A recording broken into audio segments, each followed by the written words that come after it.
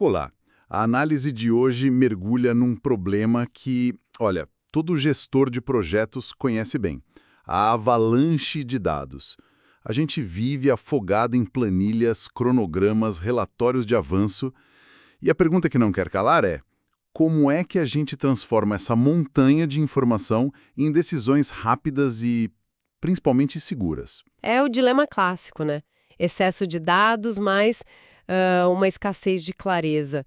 E é exatamente aí que as fontes de hoje se encaixam.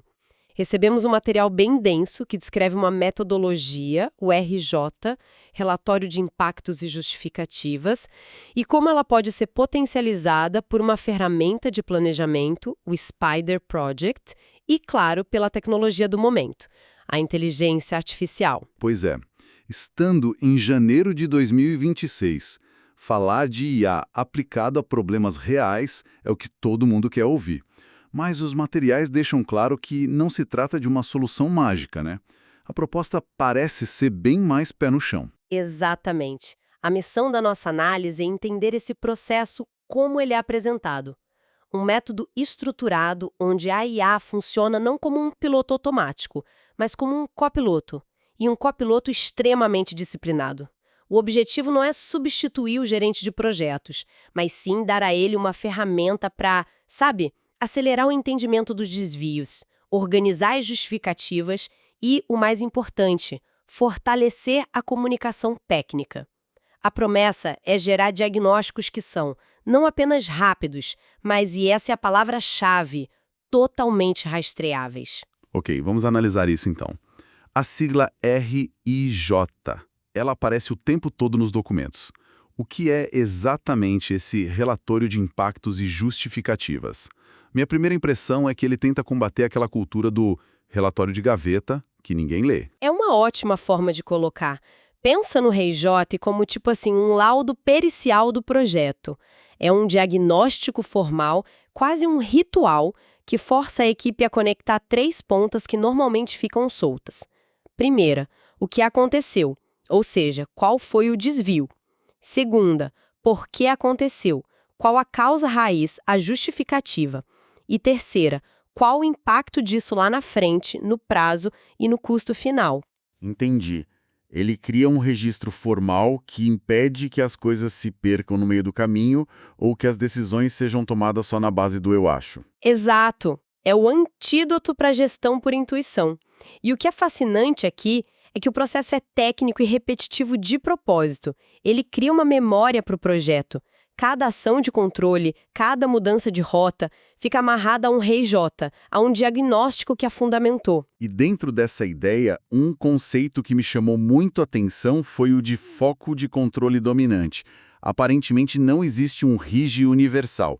Ele precisa ser customizado para o que mais importa no projeto. É isso. É a camada de estratégia em cima da ferramenta.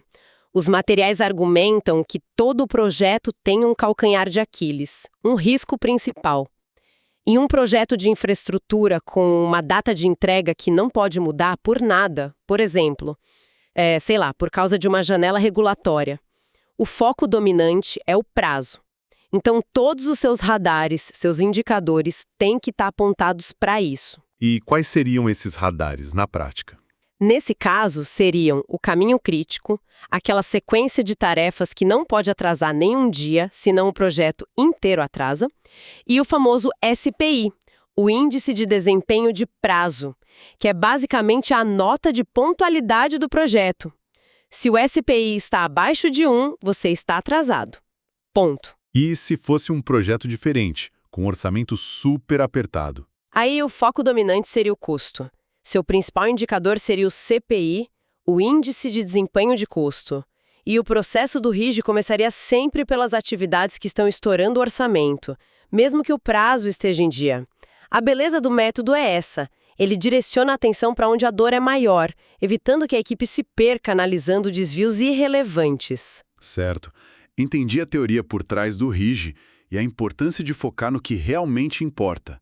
Mas na prática, isso soa como um trabalho manual gigantesco, quase investigativo. É aí que a IA e o Spider Project entram na jogada, certo? Os materiais propõem uma receita de bolo bem específica para isso. Uma receita de bolo é uma boa analogia. É um processo muito metódico, dividido em 3 etapas claras: entrada, processamento e saída. E o segredo do sucesso, segundo os documentos, está-se 90% na primeira etapa, a entrada. O famoso lixo entra, lixo sai. Precisamente. A ideia não é jogar o banco de dados inteiro do projeto na IA e esperar um milagre. É fornecer o que as fontes chamam de um pacote mínimo de verdade. É um conjunto de dados enxuto, curado e com um propósito muito claro. E o que compõe esse pacote? Basicamente, 3 coisas. Primeiro, um relatório exportado do Spider, que mostra não só a foto do momento, mas compara o andamento atual com a linha de base, a famosa linha de base ou baseline. Segundo, o que eu chamaria de diário de bordo do projeto, o histórico detalhado de tudo o que foi medido no campo e, por fim, uma imagem do cronograma, o gráfico de Gantt, para dar aquele contexto visual imediato. Espera aí, você mencionou que o primeiro relatório compara o estado atual com a linha de base. As fontes dão muita ênfase a isso, diferenciando um arquivo simples de um estendido. Por que essa comparação é tão crucial? Parece um mero detalhe técnico. Mas esse é o pulo do gato. Um relatório simples te diz que a atividade C está 50% concluída. Ok, útil. Mas o relatório estendido vai além. Ele tem colunas que mostram: a atividade C deveria ter começado no dia 1º, mas começou no dia 5. O custo planejado era 100, mas já gastamos 120. Ele quantifica a diferença, o delta, entre o plano e a realidade. Ah, entendi. Ele não mostra só a foto, mostra a distorção da foto em relação ao plano original. Perfeito. Isso vale até para atividades que nem começaram ainda. Se uma tarefa anterior atrasou, o relatório estendido já vai mostrar que a data de início futura da próxima tarefa foi empurrada. A IA não precisa de vingar o impacto. Os dados já mostram o deslocamento. A imagem do Gantt, com aquela barrinha cinza da baseline embaixo da barra colorida da atividade real, só reforça essa percepção visualmente. É um raio-x que revela não só o osso, mas a fratura. Ok, então a entrada de dados é super controlada. Mas me pergunto, o que a IA de fato faz com isso? Ela recalcula o cronograma, como o Spider Project faria, ou ela está fazendo outra coisa nesse processamento? Porque aí mora o risco de virar uma caixa preta, não? Essa é a preocupação de todo mundo e os materiais são muito claros a esse respeito. A IA, nesse método, não refaz os cálculos do cronograma. Essa continua sendo a função da ferramenta especialista, o Spider. O papel da IA é outro, e a expressão que usam é ótima. Ela atua como um consolidador técnico de leitura. Consolidador técnico de leitura, gosto disso. Descomplica pra gente. Pensa assim, o gerente de projetos teria que abrir aquele monte de planilhas, cruzar as informações, encontrar as atividades com os maiores desvios, ler as anotações do histórico para entender o porquê e aí escrever um resumo. A IA faz exatamente isso, só que em segundos. Ela lê os dados, conecta o estado atual com o histórico e a baseline e organiza uma síntese coerente. E na etapa de saída, ela entrega o que as fontes chamam de veredito. Veredito. É uma palavra forte. É, mas eles mesmos fazem a ressalva. Não é uma sentença final ou uma verdade absoluta. É uma conclusão executiva, um rascunho inteligente, baseado estritamente nos dados que foram fornecidos. Um ponto de partida para análise e decisão humana e não um ponto de chegada. Isso me leva de volta à questão da entrada de dados. Se a qualidade do veredito depende tanto do que a gente fornece, aquele segundo arquivo, o histórico de medições, deve ser a peça que transforma uma análise boa e uma análise excelente. O que ele tem de tão valioso? Ele adiciona a prova do crime, por assim dizer. O histórico transforma a análise de o que o cronograma diz que deveria acontecer para o que foi efetivamente medido e reportado no campo. Ele ancora a análise na realidade auditável. Os documentos separam o valor desse histórico em 3 grandes blocos. O primeiro, e talvez o mais importante, é a evidência auditável. Ah, então é aqui que a coisa fica séria. Não é mais uma projeção, é quase uma perícia. Exato. No exemplo que eles usam, o arquivo de histórico tinha 169 lançamentos de medição, todos ligados a atividades específicas. Então, quando a IA afirma no veredito que uma certa frente de trabalho está em andamento, não é uma inferência, é um fato, suportado por esses registros. Se alguém perguntar onde está a prova, a resposta é: aqui estão os 169 lançamentos que comprovam isso. Acaba com a discussão. Faz todo sentido. E os outros 2 blocos de informação que o histórico agrega? O segundo é a produção e consumo real. O cronograma te dá o plano, mas o histórico te dá os números reais. No estudo de caso, ele mostrava que a equipe consumiu exatamente 2.287,27 horas homem e gastou R$ 135.927,02. Com esses dados reais, a IA consegue derivar métricas de verdade, como a produtividade real da equipe ou o custo unitário de cada serviço. Isso permite calibrar as projeções futuras com base no que de fato aconteceu, e não só no que foi planejado. Isso é poderoso. A gente para de prever o futuro com base em estimativas e passa a usar o desempenho real como base. E o terceiro bloco? O terceiro é o que amarra tudo: a governança e as justificativas. O histórico não é só número. Ele tem campos de texto, como notes, e outros campos estruturados onde a equipe de campo registra o porquê dos desvios. Choveu por 3 dias, faltou material, equipamento quebrou. A IA lê esses textos e consegue conectar o desvio numérico à sua causa narrativa. Ela junta o quê com o porquê. Uau! Então, juntando tudo isso, o tal veredito da IA fica incrivelmente robusto. Os materiais dão um exemplo do resultado final, não é? Sim, e é um ótimo exemplo de uma conclusão cheia de nuances. O veredito dizia algo como: o projeto apresenta um leve atraso de 2 dias em relação à baseline, com término projetado para 10 de junho de 2026 em vez de 8 de junho. No entanto, a projeção de custo para terminar o trabalho é menor que o planejado originalmente. E o mais importante, imagino, é que essa afirmação não sai do nada, ela vem lastreada. Exatamente. A frase seguinte seria: esta conclusão é sustentada por 169 registros de medição auditáveis e pelas métricas de produtividade reais observadas até o momento. A conclusão deixa de ser uma opinião e passa a ser um diagnóstico fundamentado em evidências concretas e rastreáveis. Fecha o triângulo: o plano, a referência original e a evidência do que aconteceu. Ok, isso tudo soa impressionante. Um copiloto que organiza os fatos e te entrega um diagnóstico pronto. Mas os materiais também dedicam uma parte considerável a um grande alerta ao usuário.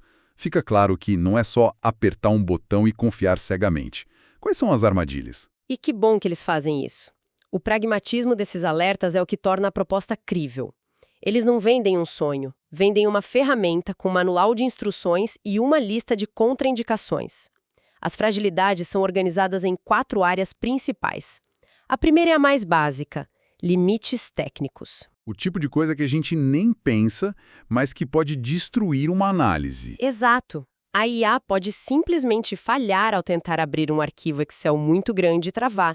Ou pior, pode interpretar um formato de data brasileiro como americano ou uma vírgula como ponto decimal e gerar somas completamente erradas. Coisas simples que invalidam todo o resto. A segunda área, imagino, volta para a questão dos dados de entrada. Sim, a segunda área é sobre a qualidade dos dados de entrada.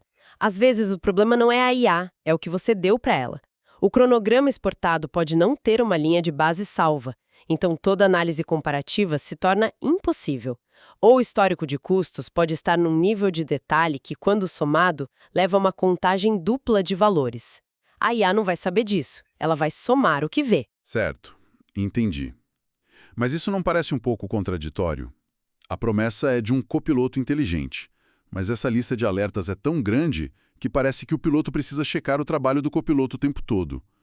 Qual é o ganho real se a desconfiança precisa ser tão alta? Essa é a pergunta fundamental.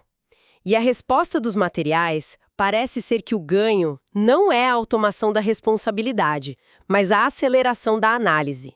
O piloto ainda precisa saber voar. A terceira área de alerta deixa isso claro: os limites semânticos.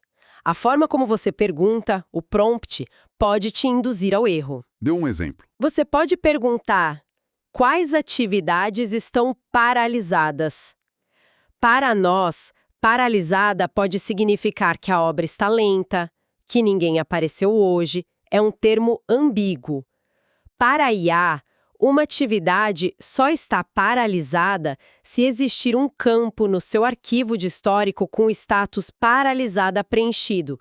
Se não houver esse registro explícito, para ela a atividade não está paralisada.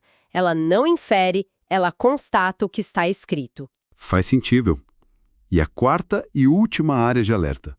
Parece a mais perigosa. É a da auditabilidade. Esse é o risco da caixa preta que você mencionou. A IA pode gerar uma síntese brilhante, um veredito perfeito, mas sem dizer exatamente quais colunas do Excel ela usou para chegar àquela conclusão. Se você não consegue verificar a fonte do cálculo, a confiança cai por terra. Pior ainda, ela pode sem querer misturar na análise as linhas de resumo do cronograma, que são as fases do projeto, com as atividades executáveis, que são as tarefas reais. Isso distorceria completamente o diagnóstico de custo e prazo. Então, o que tudo isso significa, no final das contas? A conclusão, para mim, é que o gestor humano não só continua sendo piloto, como precisa ser um piloto muito mais atento. Sem dúvida. A IA é o copiloto. Os documentos usam os termos redator e consolidador. A responsabilidade de definir a fonte da verdade, quais colunas do Excel importam, qual linha de base é oficial, qual critério define uma paralisação, tudo isso permanece com o especialista humano. A IA não assume a responsabilidade técnica, ela apenas acelera o trabalho braçal da consolidação de dados, liberando tempo para o gestor fazer o que realmente importa: pensar, decidir e agir.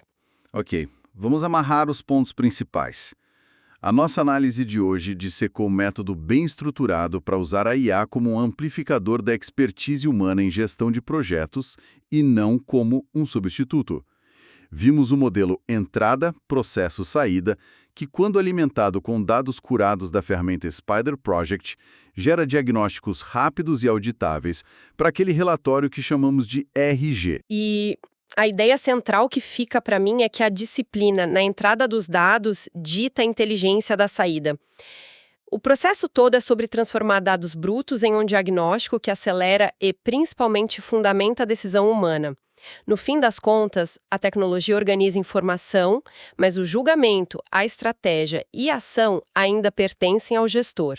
A soberania continua sendo humana. Perfeito. E para finalizar, os materiais deixam um pensamento que abre uma porta interessante para o futuro. Eles mencionam a possibilidade de usar a IA para analisar não só os números, mas os textos das justificativas passadas, procurando padrões para prever impactos em atividades futuras. Sim, é uma ideia poderosa. Se a IA percebe que toda vez que a palavra chuva aparece nas justificativas de uma certa região, o impacto médio no prazo é de X dias, ela pode começar a criar modelos preditivos. Exato. E isso levanta uma questão provocativa para quem gerencia projetos complexos e que vai além do que vimos hoje. Além de apenas relatar o que já aconteceu, o que significaria para a gestão de risco se pudéssemos usar sistematicamente a linguagem dos problemas passados para prever e, quem sabe, até mesmo prevenir os próximos?